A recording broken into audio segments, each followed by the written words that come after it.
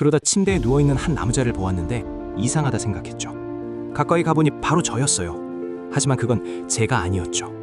그저 제가 평생 입고 다니던 가죽 옷일 뿐이었어요. 제가 제 몸이 아니라는 걸 깨달았죠. 저는 그보다 훨씬 위대한 존재였어요. 그리고 끔찍한 사고를 당한 중에도 평온했어요. 죽음은 아주 자연스럽고 아름다운 일이란 걸 알게 됐죠. 연극 무대 같은 이 세상에 올 때 우리의 영원한 빛을 잠시 잊어요. 우리가 근원의 발현이라는 사실을 잊는 거죠. 그곳이 그렇게 좋다면 우린 왜 여기에 있어야 할까요? 저는 왜 고통과 슬픔 없는 완벽한 삶을 선택하지 않았을까요?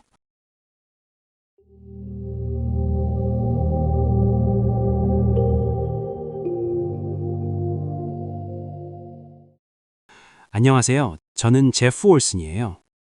정말 아름다운 가정을 이루고 살고 있었어요. 첫눈에 반해 결혼한 아내와 어린 두 아들이 있었죠. 그런데 모든 것이 저의 임사체험을 불러온 사고로 완전히 바뀌어버렸어요. 저희 가족은 아내의 부모님 댁으로 여행을 갔어요. 마지막 날 집으로 돌아가기 위해 차에 탔죠. 막 출발하려는데 아내가 말했어요. 잠깐만요. 부모님께 한 번만 더 인사하고 싶어요. 이미 인사를 나눴어서 빨리 출발하고 싶었지만 차를 세우고 기다렸죠. 아내는 부모님을 꼭 안았을 뿐만 아니라 두 분에게 입을 맞추었어요. 돌이켜보면 그녀는 부모님께 한 번 더 작별 인사를 하라는 내면의 부름을 느꼈던 게 분명해요. 결국 그 인사가 마지막 인사가 되었거든요. 집까지는 4시간 거리였고 저는 제한 속도로 빠르게 운전하고 있었어요. 아내는 좌석을 뒤로 젖히고 낮잠을 자고 있었죠. 저는 백미러로 15개월 된 둘째 아들을 바라봤어요. 더 이상 아이를 가질 수 없다는 말을 들었던 터라 그 아이는 기적 같았죠. 뒷좌석에서 즐겁게 장난감을 가지고 노는 7살 큰아들과 조수석에서 잠든 아내를 바라보며 완벽한 감사에 잠겼어요. 하지만 그로부터 1시간 뒤 상황이 정말 나빠졌어요. 그날은 유난히 바람이 많이 부는 날이었죠. 오랫동안 운전하던 중 아주 짧은 순간에 차는 오른쪽으로 쏠렸고 제가 왼쪽으로 핸들을 세게 꺾는 바람에 중심을 잃었어요. 차는 시속 120km로 콘크리트 도로 위를 대여섯 번 구르고 말았죠. 정말 끔찍한 사고였어요. 사고 순간은 기억나지 않지만 차가 멈췄을 때 정신이 아주 또렷해졌어요. 가장 먼저 인식한 건 뒷좌석에서 들려오는 큰아들의 울음소리였어요. 아이에게 가고 싶었지만 몸이 끼어 움직일 수 없었죠. 실제로 제 두 다리는 으스러진 상태였어요. 왼쪽 다리는 결국 무릎 위에서 절단해야 했죠. 등과 갈비뼈는 부러졌고 폐는 무너지고 있었어요. 오른팔은 잘리기 직전이었고 장기는 안전벨트 때문에 파열되었죠. 그때는 이런 부상들을 전혀 몰랐어요. 오직 아들이 울고 있다는 것만 알았죠. 그러다 문득 다른 누구도 울지 않는다는 잔인한 현실이 절 덮쳤어요. 아내와 작은 아들이 떠났다는 걸 직감했죠. 아내는 좌석을 뒤로 눕히고 있었기에 심각한 머리 손상을 입어 목숨을 잃었어요. 카시트가 부서져서 작은 아들은 차 밖으로 튕겨나갔죠. 사람이 겪을 수 있는 최악의 지옥이었어요. 계속 생각했죠. 제발 5천만 되돌릴 수 있다면. 울고 있는 큰아들에게는 괜찮을 거라 말했지만 속으로 생각했어요. 그건 거짓말이야. 전혀 괜찮지 않아. 가족의 절반이 사라졌고 난 의식을 잃고 있어. 그 어두운 혼란 속에서 갑자기 전 깊은 평온을 느꼈어요. 빛이 저를 감싸 안았는데 절 둘러싸는 따뜻한 담요 같았죠. 그리고는 사고 현장 위로 떠오르는 느낌이 들었어요. 아, 이제 숨을 쉴 수가 있어. 고통이 사라졌네. 라고 생각한 순간 세상을 떠난 아내가 제 곁에 있다는 걸 깨달았어요. 그녀는 너무나 생생하게 살아있었고 눈부시게 아름다웠죠. 다친 것도 전혀 없었어요. 그녀가 다급하게 말했죠. 제프, 당신은 돌아가야 해요. 여기 오면 안 돼요. 제 목숨보다 사랑하는 아내를 떠나 차 안에서 울고 있는 아들을 위해 돌아가야 한다는 걸 알았어요. 너무나 생생했어요. 그곳이 진짜 현실이었어요. 너무나 현실적이어서 오히려 지금 이 삶이 안개 낀 꿈처럼 느껴져요. 아내와 작별하고 다시 돌아가기로 결심했어요. 정신을 차려보니 저는 병원을 떠돌고 있었어요. 큰아들은 크게 다치지 않았지만 저는 헬기에 태워져 외상센터로 이송됐던 거예요. 병원을 배회하며 간호사, 의사, 환자들, 그리고 환자 가족들을 지켜보고 있었죠. 놀랍게도 보는 모든 이들을 알고 있었어요. 낯선 사람들이었지만 그들에 관한 모든 걸 알 수 있었죠. 그들의 사랑, 미움, 기쁨, 고통들이 제 것처럼 느껴졌어요. 어린 시절 학대받았던 간호사가 있었는데 그 일이 제게 일어난 것처럼 느껴졌어요. 그녀에 대한 깊은 연민을 느꼈고 아픔을 딛고 사람을 치유하는 자비로운 의료진이 되었다는 사실에 경외심이 들었죠.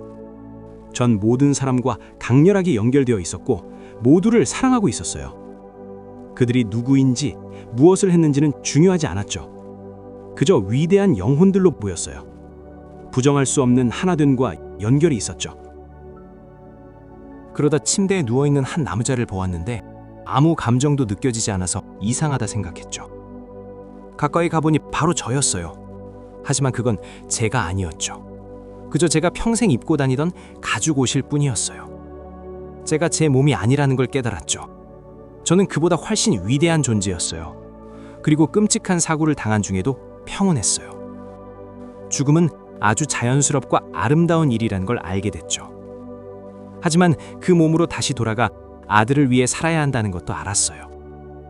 우리의 생각의 힘은 아주 강력해요. 단지 돌아가야겠다는 생각만으로 제 몸으로 돌아왔어요. 한동안 몸이 많이 아파서 한 발을 이 세상에, 다른 발을 저 세상에 걸친 채 몸에서 나갔다 돌아오곤 했죠.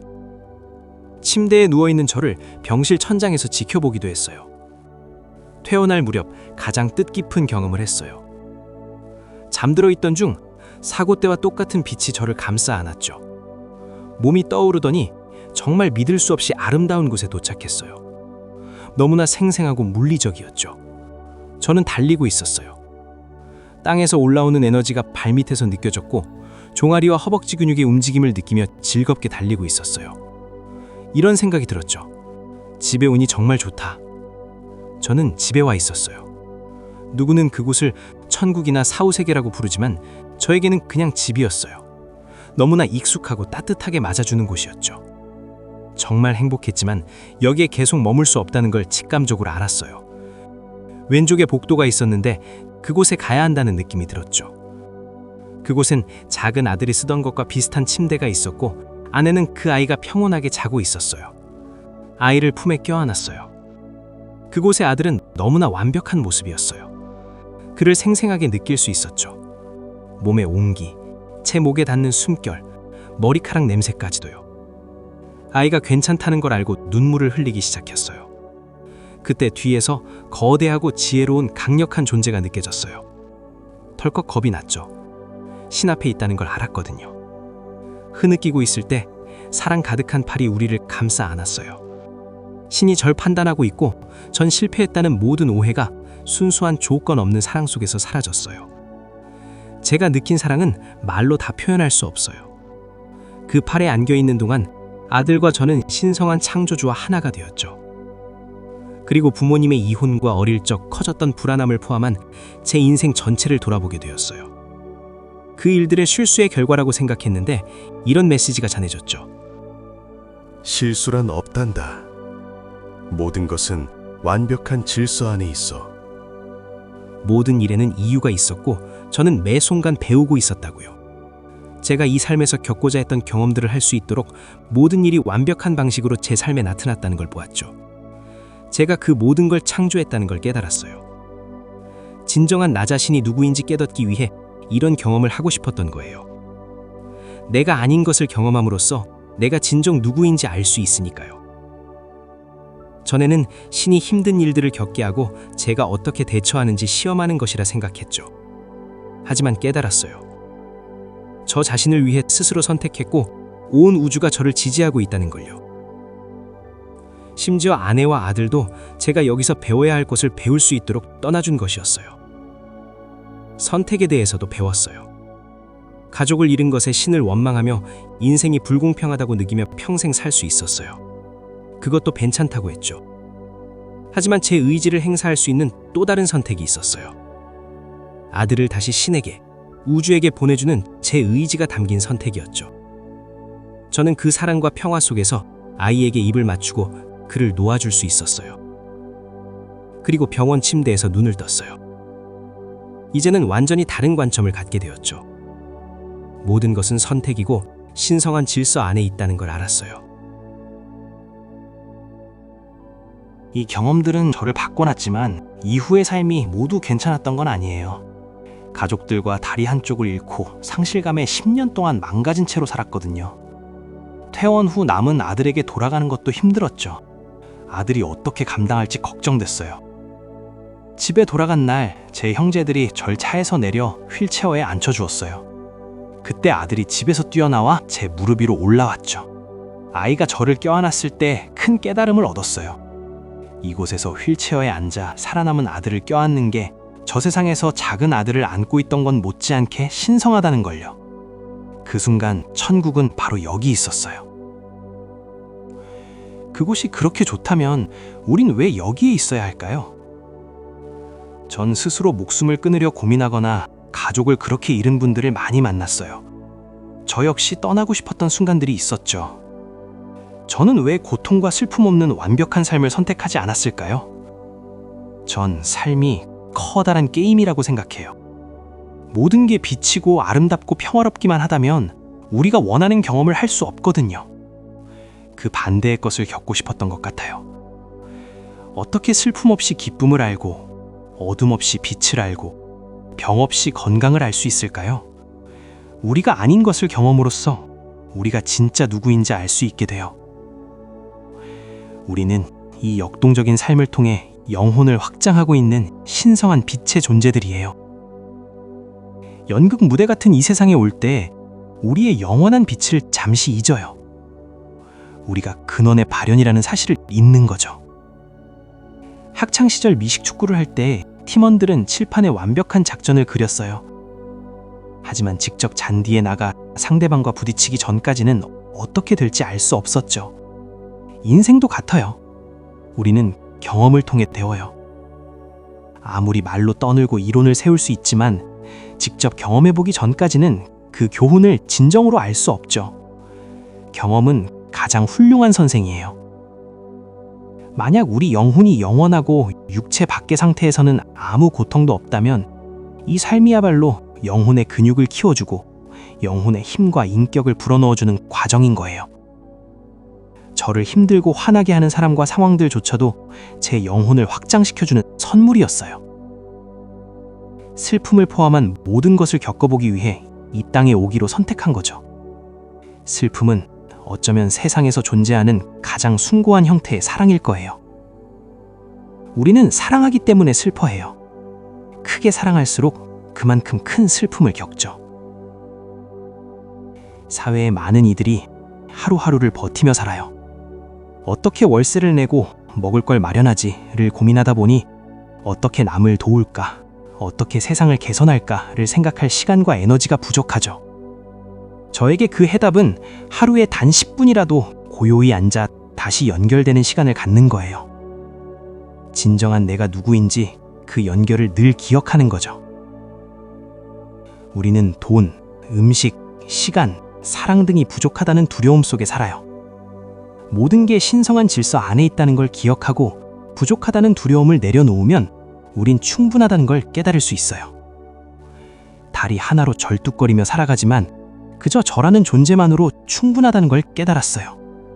저는 한때 저의 운동 능력, 가족을 부양하는 능력, 그리고 물질적 성취들의 자부심을 느꼈어요. 좋은 집과 차가 있었고 저를 아껴주는 아내와 아이들이 있었죠. 그런데 한순간에 전 휠체어 신세가 되었고 나라고 믿었던 모든 것들이 사라졌어요. 집도, 차도, 돈도, 배우자도 그 어떤 것도 제가 아니었죠. 그것들이 제 삶에서 떠나갔을 때 비로소 제가 진짜 누구인지 깊이 들여다볼 수 있었어요. 육체적인 힘이 아닌 내면의 힘을, 물질적 부가 아닌 내면의 풍요를, 얕은 관계가 아닌 근원과의 연결을 보게 된 거예요. 우리는 인간으로서 매 순간 배우고 있는 영원한 존재란 걸 깨달았죠. 우리는 별들처럼 각자 고유한 반짝임을 가지고 있어요. 은하수를 바라볼 때 그 별들이 함께 만들어내는 장엄함에 감탄하죠. 동시에 별 하나하나가 얼마나 고유하고 아름답게 빛나는지도 느낄 수 있어요. 우리는 이미 그런 존재예요. 무언가 되기 위해 애쓸 필요 없어요. 우리는 이미 신성하고 그 자체로 온전해요. 노력하지 않아도 그저 나로 존재하는 것만으로도 이 우주에 기여하고 있어요. 이 삶을 떠날 때 우리는 사랑 가득한 팔에 안겨 그저 이런 질문을 받을 거예요. 무엇을 배웠니? 너로 산다는 경험은 어땠니? 그리고 함께 경이로움 속에서 우리가 배우고 창조한 것들을 바라볼 거예요.